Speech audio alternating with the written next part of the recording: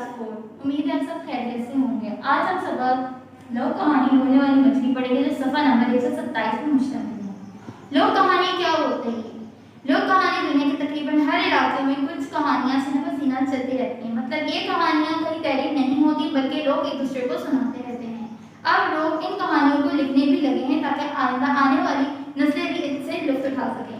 दूसरे ममालिक की तरह पाकिस्तान के हर सूबे हर इलाकों में मुख्तलिफ कहानियाँ मशहूर हैं। इनकी सच्चाई और हकीकत तो कोई नहीं साबित कर सकता, लेकिन इनका सुनने का शौक सब रखते हैं। कहानी इसी तरीके से ये लोग कहानी बोलने वाली मछली है कि बहुत साल पहले की बात है कि दरिया सिंध के किनारे एक गांव में सच्चर नाम का आदमी रहता था। सच्चर बहुत गरीब था। वो साई बीनू नाम के मछली के पास काम किया करता था। एक दिन सच्चर ने बहुत खूबसूरत मछली पकड़ी। मछली सच्चर से कहने लगी, देखो भाई, मेरा दम घुट रहा है और मैं शायद मरने वाली हूँ। तुम मुझ पर रहम खाओ और मुझे वापसी पानी में फेंक दो। सच्चर को बहुत रहम आया और इसने मछली को वापसी पानी में फेंक दिया। साई बीनू ने जब ये देखा तो बहुत नाराज हुआ और इसने सच्चर को नौकरी से निकाल दिया। बेचारा सच्चर अफसरदगी के साथ अपने घर की तरफ चल पड़ा। रास्ते में उसने एक आदमी नजर आया। इसके पास एक बहुत खूबसूरत गाय थी। उसने आदमी से सच्चर से कहा, परेशान ना हो तुम, ये गाय ले लो। सच्चर के पूछने पर उस आदमी ने कहा, तुम 3 साल के लिए ये गाय रख लो। मैं 3 साल बाद आऊंगा और तुमसे 3 सवाल पूछूंगा। अगर तुमने इन सवालों का सही जवाब दे दिया तो ये गाय तुम्हारी, और अगर तुम इन 3 सवालों का जवाब ना दे सके तो मैं ये गाय वापसी रख लूंगा। सच्चर खुशी खुशी घर चले गया। 3 साल पूरे हुए और वो आदमी सच्चर के घर आ गया।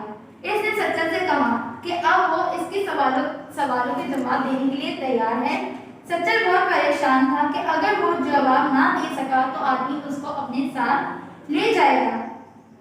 उस दिन सच्चर के घर एक अजनबी मेहमान भी आया हुआ था। मेहमान ने जब सच्चर को परेशान देखा तो वो घबराने लगा। मैं इन सवालों के जवाब घबराने लगा तो उसने कहा कि तुम परेशान ना हो, इन सवालों के जवाब मैं दूंगा। और इसने सवाल पूछने लगा। आदमी ने पहला सवाल पूछा कि बताओ वो क्या चीज़ है जो बढ़ती है और कभी कम नहीं होती। तो मेहमान ने जवाब दिया, वो उम्र है जो हमेशा बढ़ती है लेकिन कभी कम नहीं होती। आदमी ने दूसरा सवाल पूछा, बताओ वो क्या चीज़ है जो हाथी से ज्यादा बड़ी लेकिन रुई से ज्यादा हल्की है। मेहमान ने जवाब दिया, वो चीज़ हवा है जो हाथी से ज्यादा बड़ी लेकिन रुई से ज्यादा हल्की है। आदमी ने तीसरा सवाल पूछा, वो कौन है जो गूंगा बहरा अंधा है लेकिन फिर भी वो सच बताता है। मेहमान ने जवाब दिया, वो आईना है जो गूंगा बहरा अंधा है लेकिन फिर भी वो सच बताता है। सारे सवालों के सही जवाब सुनकर वो आदमी गैज़ो गज़ब से पागल हो गया और वो कुछ ना कर सका और वापसी चले गया। सच्चर को हमेशा के लिए गाय भी मिल गई और उसका खौफ भी खत्म हो गया।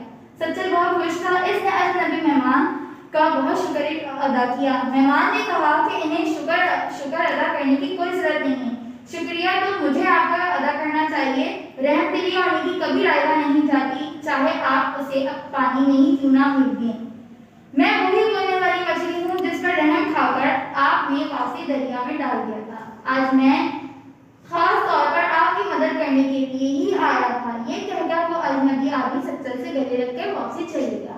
इस कहानी में आपको समझ में आया कि रहम दिली कभी रायगा नहीं जाती। अगर सच्चर उस मछली को पानी में नहीं फेंकता तो आज सच्चर उन 3 सवालों का जवाब नहीं दे पाता। इसी तरह ये कहानी सफा नंबर 127 पे है। आप उसको रीड करें और उसके मुश्किल अल्फाज ये हैं: अजनबी, मछेरा, इत्मीनान, फेंक, मछलियाँ, परेशान, रायगा और सुरदुरी। इसको आप अपनी कॉपी में करेंगे। ठीक है, शुक्रिया।